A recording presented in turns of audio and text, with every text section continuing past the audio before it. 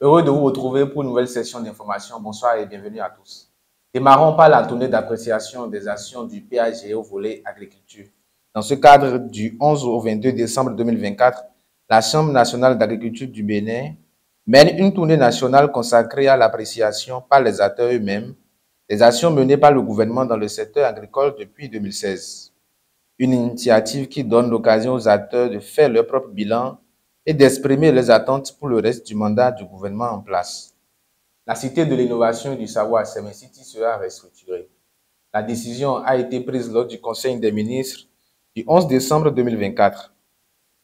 Ladite décision vise à renforcer la visibilité internationale de cette Cité de l'innovation et à consolider son rôle au sein des écosystèmes socio-économiques et technologiques. Parlons à présent des éliminatoires de la CAN féminine Maroc 2026, dont le tirage au sort a eu lieu ce jeudi 12 décembre. Le Bénin a hérité de la Sierra Leone pour le premier tour. La double confrontation aura lieu lors de la trêve internationale de février 2025, c'est-à-dire du 17 au 26 février.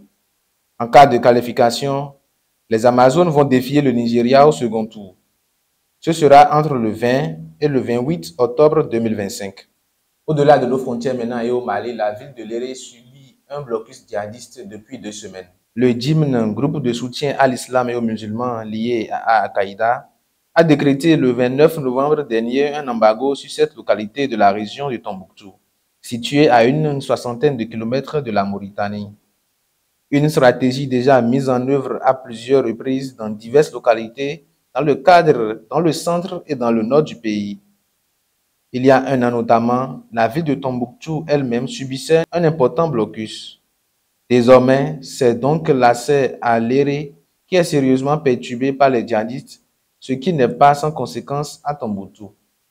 En France, Emmanuel Macron a nommé François Bayrou au poste du chef de gouvernement français ce vendredi 13 décembre, selon un communiqué du palais de l'Élysée. Il succède à Michel Barnier, contraint de démissionner le 5 décembre après 3 mois à son poste à la suite d'un vote de censure historique à l'Assemblée nationale. Voilà, c'est la fin de cette édition du journal. Merci de nous avoir suivis.